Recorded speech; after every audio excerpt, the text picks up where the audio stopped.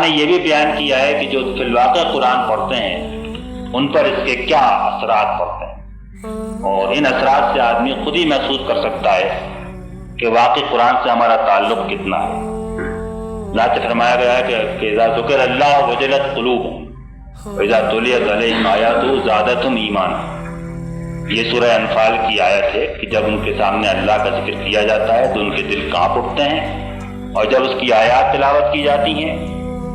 تو اس کے بعد ان کا ایمان ان کو بڑھتا ہوا محسوس ہوتا ہے۔ سورہ مائدہ میں فرمایا وَتَرَىٰ أَعْيُنَهُمْ تَفِيضُ مِنَ الدَّمْعِ مِمَّا عَرَفُوا مِنَ الْحَقِّ۔ ان کی آنکھیں جو ہیں وہ نم ہو جاتی ہیں، اس میں آنسو بھر آتے ہیں، اس لیے کہ انہوں نے حق کو پہچان لیا۔ سورہ اسراء میں یہ ہے کہ جب ان کے سامنے آیات پڑھی جاتی ہیں تو وہ فوراً روتے ہوئے سجدے میں گر جاتے ہیں۔ خروا سجدا ویبکون، وہ سجدے میں بھی گرتے ہیں اور روتے بھی۔ یہی بات سورہ مریم میں کہی گئی ہے، اور اس کے بعد سورہ زمر میں تو بھی کہا گیا ہے کہ اللہ تعالیٰ نے اس کتاب کو نزل احسن الحدیث کتاب متشابہ مثانی تقشعر منہ جلود الذین یخشون ربهم ثم تلین جلودهم وقلوبهم الی ذکر اللہ۔ تو ان کے جسم کے رونگٹے کھڑے ہو جاتے ہیں، یہ باقاعدہ فزیکل جسمانی اثر پڑتا ہے،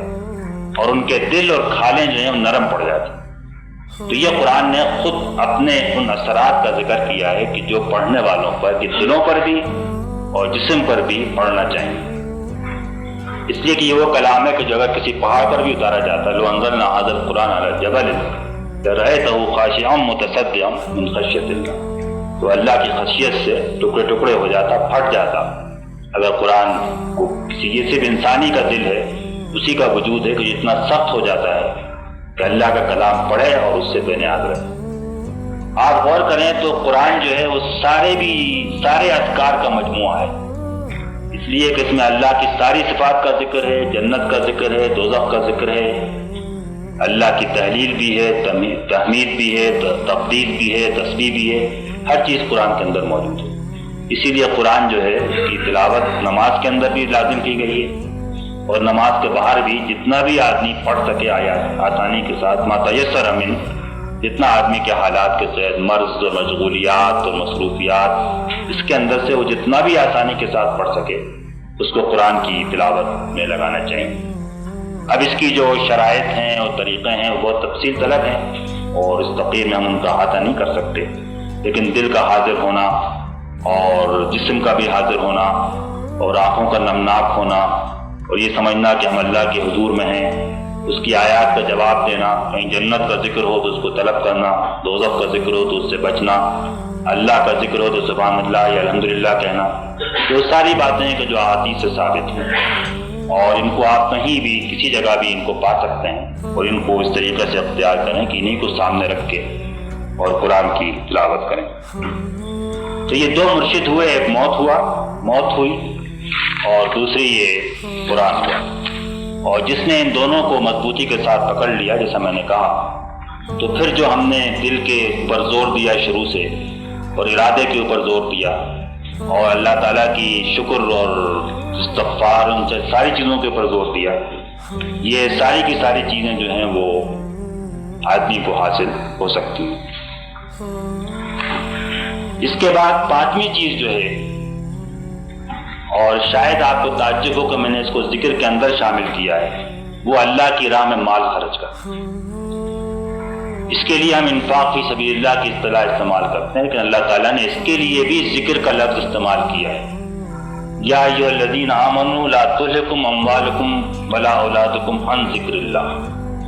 وانفقوا مما رزقناکم، کہ اے ایمان لانے والو، تمہارے مال اور تمہارے اولاد تم کو اللہ کے ذکر سے غافل نہ کر دیں، اللہ کی راہ میں خرچ کرو، من قبل ان یاتیکم الموت، من قبل ان یاتی احدکم الموت، اس سے قبل کہ تم میں سے کسی ایک کو موت آئے اور پھر وہ کہے کہ کاش مجھے کچھ اور وقت ملتا، یہ وقت ٹل جاتا۔ یہاں پر انفاق کی تعلیم ہے، اور اسی کو اللہ تعالیٰ نے ذکر کا وہی پہلو واضح کیا، اور اسی آیت سے استنباط کر کے میں نے اس کو اس کے اندر رکھا ہے، اس لیے کہ مال کی محبت جو ہے وہ سب سے زیادہ غفلت اور نسیان کا سبب بنتی ہے، اور وہ اللہ کی اس سے روکتی ہے، اس کی یاد سے اور اس کے احکام کی تعمیر سے۔ اور جیسا کہا گیا ہے کہ آدمی کا دل ہمیشہ وہیں رہتا ہے جہاں پر کہ اس کا مال ہوتا ہے۔ اگر آپ کہیں اپنے گھر میں مال رکھیں گے تو دل وہاں اٹکا رہے گا، اور کہیں بینک میں رکھ کے آئیں گے تو وہاں پر بھی دل موجود رہے گا۔ پہلے زمانے میں لوگ خزانے ہانڈیوں میں چھپا چھپا کے زمین میں گاڑتے تھے تو وہاں پر ان کا دل اٹکا رہتا تھا۔ تو اگر آدمی مال اللہ کے پاس رکھ دے گا تو دل بھی وہیں پر اٹکا رہے گا۔ تو اس لیے مال کو اللہ کی راہ میں خرچ کرنا جو ہے یہ بھی ذکر کا ایک طریقہ ہے، اور اچھی طرح دینا۔ اور مال دینا صرف یہ نہیں ہے کہ آدمی نے ایک رقم باندھ لی جس طرح ہم لوگ کرتے ہیں، وہ بھی کرنا چاہیے، لیکن دراصل مال دینا وہ ہے کہ جو آدمی کچھ تھوڑی سی تکلیف اٹھا کر تو کم سے کم دے، جس سے اس کو تھوڑی سی اس کو چبھن ہو کہ میں نے کوئی چیز دی اس طریقے سے۔ ویسے تو آدمی اور اس کی مقدار سے زیادہ دراصل یہی بات ہے ہمیں کہ آدمی قربانی اس کے لیے کتنی دے رہا ہے۔ جیسا ہم نے غزوہ تبوک میں پڑھا ہے کہ بعض لوگ رات بھر مزدوری کرتے تھے اور جو کچھ کماتے تھے وہ لا کر حضور کی خدمت میں رکھ دیتے تھے۔ چند درہم ہوتے تھے، ان کی بڑی قدر و قیمت تھی، ان کے اللہ تعالیٰ نے بڑا اعتراف فرمایا، اور بہت سے لوگوں نے لا کے بڑی بڑی رقمیں بھی دی۔ ان میں بعض منافق سردار بھی تھے جنہوں نے بڑی رقمیں دی اور ان کی اتنی تعریف نہیں ہوئی۔ تو گویا صرف چندہ دے دینا اور بیت المال کی رسید کٹوا لینا یہی انفاق نہیں ہے، اگرچہ یہ ہونا ضروری ہے، بلکہ اس سے بڑی بات یہ ہے کہ ہم اپنے مال کا ایک حصہ اللہ کی راہ میں برابر نکالتے رہیں۔ تو اب ذکر کو بہت پھیلایا جا سکتا ہے، لیکن میں نے آپ کی سہولت کے لیے اس کو ان 5 چیزوں کے اندر جمع کیا ہے۔ ایک ذکر کے کلمات جن کا ہم اہتمام کریں، دوسرے نماز جو 5 وقت پڑھتے ہی ہیں، وقت بھی دیتے ہیں، اور یہ بدنصیبی ہوتی ہے کہ ہم وضو بھی کرتے ہیں، اہتمام بھی کرتے ہیں، حاضر بھی ہوتے ہیں، اور جیسے نماز کے اندر داخل ہوتے ہیں ویسے ہی نکل کر باہر چلے جاتے ہیں۔ تو یہ ایک قسم کی بدنصیبی ہوئی کہ وقت بھی گیا، محنت بھی ہوئی، اٹھک بیٹھک بھی ہوئی، اور سب کچھ ہوا لیکن اس سے حاصل نہیں ہوا۔ تیسری چیز جو ہے وہ موت ہے، جس کو آدمی جتنی کثرت سے یاد رکھے صبح شام دن وقت۔ چوتھی چیز قرآن کی آیات کی تلاوت ہے، اس طرح کے دل حاضر ہو اور دل کا اس کے ساتھ ربط قائم ہو۔ اور 5ویں چیز یہ کہ آدمی اپنی دنیا کو، اپنے مال کو تھوڑا تھوڑا اللہ کی راہ میں قربان کرتا رہے۔ یہ 5 طریقے ہم قرآن اور حدیث کے مطالعے سے معلوم ہوتے ہیں کہ جن سے پھر دل زندہ رہتا ہے، دل کے اندر کیفیات پیدا ہوتی ہیں، اور وہ ساری مطلوبہ چیزیں جن کا ہم نے گزشتہ 2 دنوں میں ذکر سنا ہے، وہ سب کی سب ان طریقوں سے کسی نہ کسی درجے میں ہم کو حاصل ہو سکتی ہے۔ وآخر دعوانا الحمدللہ رب العالمین۔